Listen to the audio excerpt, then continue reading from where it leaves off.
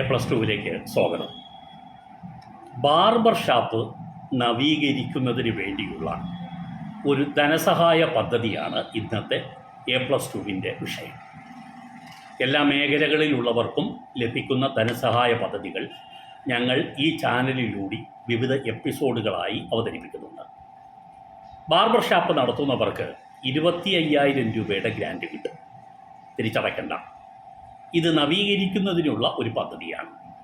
ഇത് ആർക്ക് ലഭിക്കും, എങ്ങനെ ലഭിക്കും, ആർക്ക് അപേക്ഷിക്കണം, എന്തൊക്കെ അപേക്ഷയോടൊപ്പം നൽകണം തുടങ്ങിയ വിവരങ്ങളാണ് ഈ എപ്പിസോഡിലുള്ളത്. ഇത് ലഭിക്കുന്നത് ആർക്കാണ്? ഇത് ലഭിക്കുന്നത് ബാർബർ തൊഴിൽ പരമ്പരാഗതമായി നടത്തിക്കൊണ്ടിരിക്കുന്നവർ, അതായത് നിലവിൽ ബാർബർ ഷാപ്പ് നടത്തുന്നവർക്ക് അവരുടെ ബാർബർ ഷാപ്പ് നവീകരിക്കുന്നതിന്, പുനരുദ്ധരിക്കുന്നതിന്, മെയിൻ്റനൻസ് വർക്ക്, പെയിൻറ്റ് തുടങ്ങിയ ഉൾപ്പെടെ പുതിയ ഉപകരണങ്ങൾ എന്തെങ്കിലും വാങ്ങാനുണ്ടെങ്കിൽ അങ്ങനെ അത് നവീകരിക്കുക എന്ന ഉദ്ദേശത്തിന് വേണ്ടി നൽകുന്ന ഗ്രാൻറ്റാണ് ഈ പദ്ധതിയുടെ ഭാഗമായി നൽകുന്നത്. എത്ര തുകയാണ് ലഭിക്കുക? 25,000 രൂപ ഒറ്റ തവണയായി ഇതിന് ലഭിക്കും. ഈ പദ്ധതി പ്രകാരം ഈ തുക നൽകുന്നത് ആരാണ്? സംസ്ഥാന പിന്നോക്ക വിഭാഗ വികസന കോർപ്പറേഷനാണ്.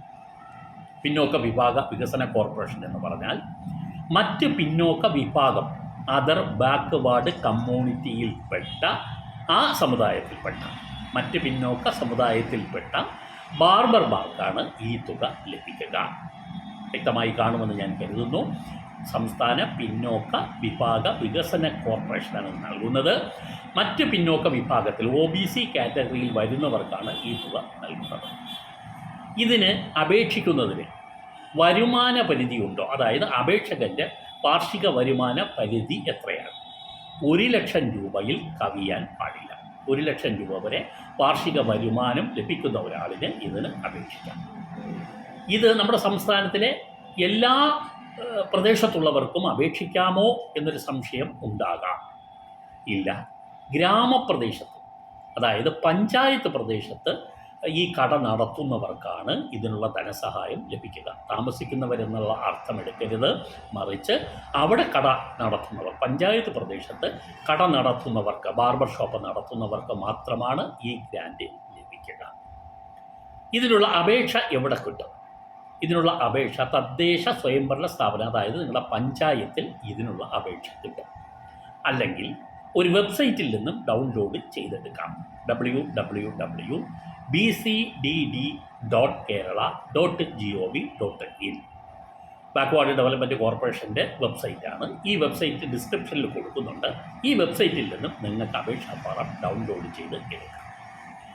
ഇത് ആർക്കൊക്കെയാണ് ഇതിന് മുൻഗണന ലഭിക്കുക? ഇതിന് മുൻഗണന ലഭിക്കുന്നതിന് ഇതിന് മുൻഗണനാ ക്രമം അനുസരിച്ച് മാർക്ക് നിശ്ചയിക്കുന്ന ഒരു രീതിയുണ്ട്. ഈ മാർക്ക് നിശ്ചയിക്കുന്നത് പഞ്ചായത്ത് പ്രസിഡന്റ്, സെക്രട്ടറി ഒക്കെ ചുമതലയുള്ള ഒരു സമിതിയാണ്. ഈ സമിതി ആദ്യം സെക്രട്ടറി ഉദ്യോഗസ്ഥ തലത്തിൽ ഇതിനൊരു മാർക്കിടും.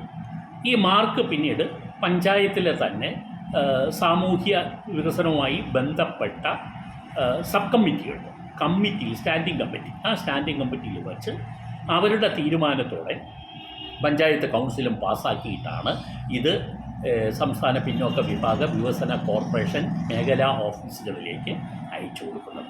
അപ്പോൾ അവർ മാർക്കിടുമ്പോൾ ഇതിന് കൂടുതൽ പരിഗണന കിട്ടുന്നതിന് ഈ കാലാവധി നോക്കും. എത്ര വർഷമായി ഈ ബാർബർ ഷോപ്പ് നടത്തുന്നത്?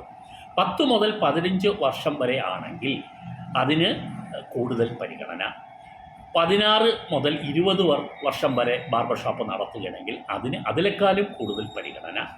20 മുതൽ അതിൽ കൂടുതൽ വർഷമായിട്ട് ബാർബർ ഷോപ്പ് നടത്തിക്കൊണ്ട് വരുന്നവർക്ക് ഏറ്റവും കൂടുതൽ മുന്തിയ പരിഗണന ലഭിക്കും.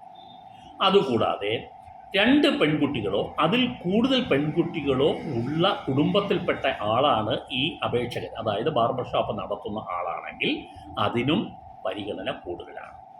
ഭിന്നശേഷിക്കാരെങ്കിലും ആ കുടുംബത്തിൽ ഉണ്ടെങ്കിൽ, ഇപ്പോൾ ബാർബർ ഷോപ്പ് നടത്തുന്ന ആൾ തന്നെ ഭിന്നശേഷിക്കാരനാണെങ്കിൽ അദ്ദേഹത്തിന് പരിഗണന, അദ്ദേഹത്തിൻ്റെ കുടുംബത്തിൽ ആരെങ്കിലും ഭിന്നശേഷിക്കാരായിട്ടുണ്ടെങ്കിൽ അവർക്കും കൂടുതൽ പരിഗണന ലഭിക്കും.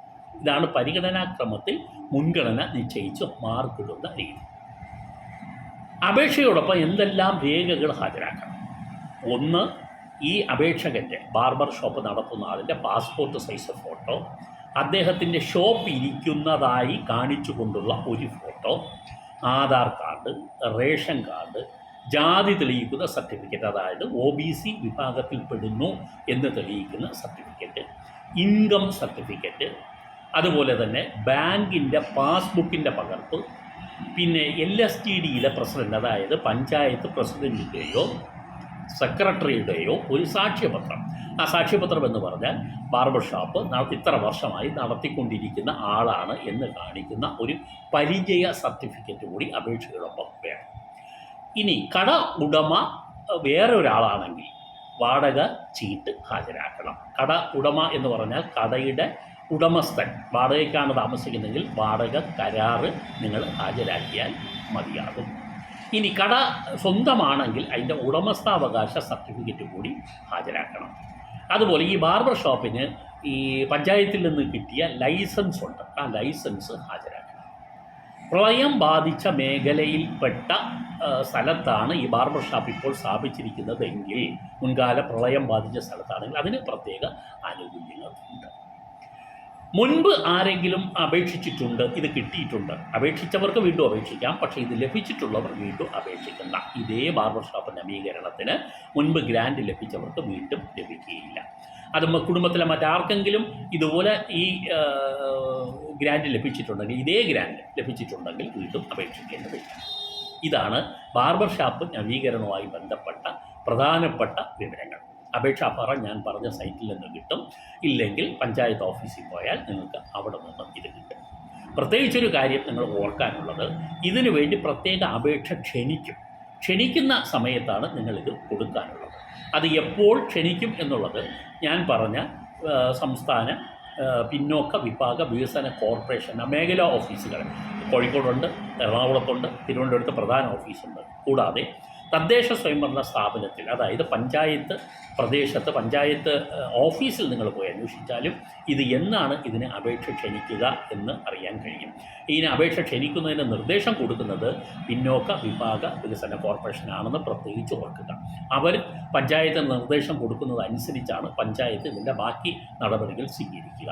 നോട്ടിഫിക്കേഷൻ വരുന്നത് ഈ പിന്നോക്ക വിഭാഗ വികസന കോർപ്പറേഷനിൽ നിന്നാണ്.